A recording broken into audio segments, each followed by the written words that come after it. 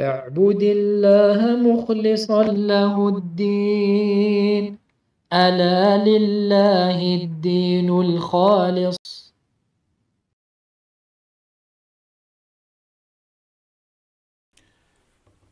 الحمد لله والسلام على عباده الذين اصطفى أما بعد. Mes chers frères Allah et mes chères sœurs, vous avez vécu la majorité du mois de Ramadan et il ne vous reste plus que très peu de jours. Donc, si vous avez des choses à réparer, réparez-les en faisant un repentir sincère, en augmentant les bonnes actions, en vous écartant des péchés et du mal, en adoptant un bon comportement et en agissant bien avec les gens. Car la porte du repentir n'est pas encore fermée, walhamdulillah. Et Allah Jalla Jalalu, il aime ceux qui ne cessent de se repentir et il est plus bienveillant envers vous que vous-même. Et il est plus bienveillant envers vous que vous-même, que vos proches et que tous ceux qui sont sur terre, wallah. Allah subhanahu wa ta'ala, dans le sens, il dit « Et je pardonne à celui qui se repent, croit, accomplit des œuvres pieuses et demeure sur la voie droite. » Mes frères, Allah, vous entrez prochainement dans les jours d'une grande et noble adoration qui est obligatoire. Zakat al-Fitr. Voici donc quelques points et quelques règles à son sujet, incha'Allah. Premièrement, Zakat al-Fitr est une obligation pour tout musulman vivant, homme et femme, petit et grand, libre et esclave, comme cela a été évoqué par Ibn Umar radhiyallahu anhuma, qui a dit: le messager d'Allah sallallahu alayhi wa sallam a ordonné zakat al-fitr d'un sa' de dattes ou d'un sa' d'orge à tout musulman, petits et grands. Donc l'ensemble des juristes est de cet avis-là. Deuxièmement, quant au bébé qui est encore dans le ventre de sa mère, il n'est pas obligatoire de sortir zakat al-fitr pour lui, mais cela est recommandé, mustahab. Selon les 4 écoles et les pieux prédécesseurs, la sortez pour lui, comme l'a évoqué l'élève des compagnons Abu Qilabah, rahimahullah, qui a dit: ils aimaient donner zakat al-fitr même pour l'embryon qui est encore dans le ventre de sa mère. Troisièmement, celui qui est dépourvu de raison, al-majnoun, on doit sortir pour lui également zakat al-fitr, car il est aussi concerné dans la parole, il a ordonné zakat al-fitr à toute personne musulmane. Et il fait aussi partie des musulmans, et cela est l'avis des 4 imams et d'autres. Quatrièmement, le musulman pauvre se trouve dans 2 cas, ou peut se trouver dans 2 cas. Le premier cas, il ne possède rien du tout. Il n'a rien. Lui n'a pas à sortir zakat al-fitr à l'unanimité des savants. Le second cas, le pauvre qui possède de la nourriture excédant ce dont il a besoin.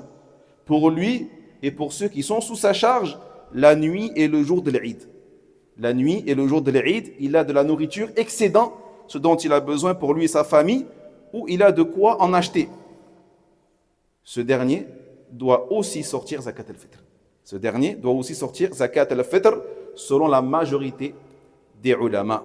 Cinquièmement, zakat al-fitr, selon la majorité des juristes, doit être sorti en donnant ce que les gens du pays consomment et qui peut être mesuré en sa', que ce soit des dattes ou de l'orge, du raisin sec, du blé, du maïs, du mil, des lentilles, des haricots, des amandes, des pois chiches, du couscous, du riz ou autre que cela. Et sa quantité est d'un sa' qui est un instrument de mesure. Un sa' est un instrument de mesure connu au temps du prophète sallallahu alayhi wa sallam, mais aussi avant lui et après lui. Et cette mesure se situe selon le poids en vigueur aujourd'hui entre 2,4 kg et 3 kg. Entre 2,4 kg et 3 kg. Mais que tu sors 3 kg est préférable pour, par précaution, tu sors 3 kg, alhamdulillah. Quatrièmement, il est autorisé de sortir zakat al-fitr 1 ou 2 jours avant l'Eid. 1 ou 2 jours avant l'Eid, ou en vertu de ce que a dit l'élève des compagnons Nafi', rahimahullah, il l'a donnée avant Al-Fitr, 1 ou 2 jours avant, et il est mieux de la sortir après la prière de Fajr, le jour de l'Eid, et avant la prière de l'Eid. Ce qui est préférable, c'est de la sortir après Salat al-Fajr, le jour de l'Eid, avant la prière de l'Eid, bien sûr, à l'unanimité des savants, comme l'a dit Ibn Omar, radiyallahu anhuma, le messager d'Allah alayhi salatu wassalam, a ordonné de sortir Zakat al-Fitr avant que les gens sortent pour la prière. Que le musulman fasse donc attention de ne pas la retarder jusqu'à ce que la prière de l'Eid soit terminée. Car Ibn Abbas radiyallahu anhuma a dit, celui qui la sort avant la prière, elle sera comptée et acceptée. Et celui qui la sort après la prière, ce sera juste une aumône parmi les aumônes. Septièmement, il est interdit de la sortir en argent. Il est interdit de la sortir en argent. Il faut obligatoirement qu'elle soit sortie en nourriture, car le prophète sallallahu alayhi wa sallam l'a ordonné, il l'a sorti en nourriture, ainsi que ses compagnons radiyallahu anhum, à son époque et après sa mort. Et on ne peut donc pas faire autrement que si nous avons une preuve, et aucune preuve ne serait venue autoriser cela.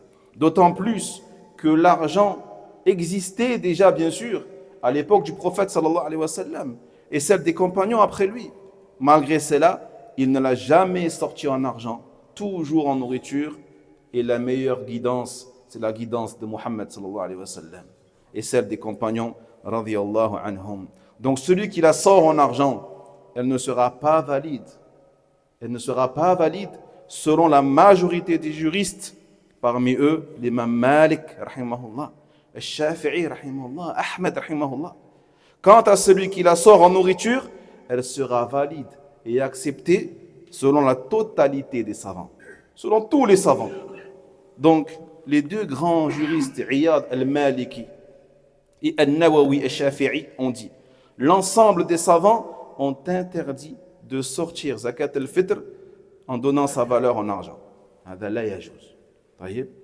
Et comme je disais tout à l'heure en arabe, celui qui veut ajouter une enveloppe, une petite enveloppe avec des billets dedans, billets de 20 euros, des billets de 50 euros, il a le droit, c'est pas interdit. Mais Zakat al-Fitr, donne la nourriture et dedans mets une enveloppe si tu veux. Huitièmement, les pauvres parmi les musulmans sont les ayants droit de Zakat al-Fitr à l'unanimité des savants. Il n'est pas permis de la donner à des non-musulmans, même s'ils sont pauvres. Même s'ils sont pauvres. Ceci est l'avis de la majorité des juristes tels que Malik, Al-Shafi'i, Ahmed, car ce qui nous est parvenu du prophète sallallahu alayhi wa sallam et de ses compagnons, c'est cela. Et encore une fois, si tu connais des pauvres qui sont non-musulmans, tu peux les aider, bien sûr. Donne-leur de l'argent, aide-les. Mais Zakat al-Fitr, elle est réservée aux musulmans. Neuvièmement, la personne sort Zakat al-Fitr pour elle-même et pour ceux qui sont sous sa charge, tels que son épouse, ses enfants, et ainsi de suite. Asma sortait Zakat al-Fitr pour tous ceux qui étaient sous sa charge, petits et grands. Dixièmement, la personne sort Zakat al-Fitr dans la même ville ou dans l'endroit où il se trouve le jour où la Zakat al-Fitr doit être sortie, comme l'ont fait le prophète sallallahu alayhi wa sallam et les compagnons. L'imam Abu Ubaid rahimahullah a dit, les savants sont unanimes pour dire que les habitants d'un endroit ont plus de droits sur cette zakat, même s'il n'y a qu'un seul pauvre parmi eux ou plus. Ibn Rushd al-Maliki a dit, la majorité des savants ont interdit le fait d'envoyer la zakat al-Fitr dans une autre ville ou un autre pays, sauf s'il y a une nécessité en cela. هذا والله تعالى أعلى وأعلم. اللهم ارزقنا توبة نصوحة. اللهم ارزقنا توبة نصوحة وقلوبا تخشع لذكرك وإقبالا على طاعتك وبعدا عن المعاصي وأماكنها وقنواتها ودعاتها. اللهم ارفع الضر عن المتضررين من المسلمين في كل مكان. اللهم ارفع الضر من المتضررين من المسلمين في كل أرض. اللهم تقبل صيامنا. اللهم تقبل صيامنا. اللهم تقبل قيامنا. اللهم تقبل زكاتنا. اللهم ارحم موتانا. اللهم ارحم موتانا. اللهم ارحم موتانا. اللهم صل على محمد وعلى آل محمد كما صليت على إبراهيم وعلى آل إبراهيم إنك حميد مجيد. وبارك على محمد وعلى محمد كما باركت على إبراهيم وعلى آل إبراهيم إنك حميد مجيد. والله أعلم. وينجي الله الذين اتقوا بمفازتهم لا يمسهم السوء ولا هم يحزنون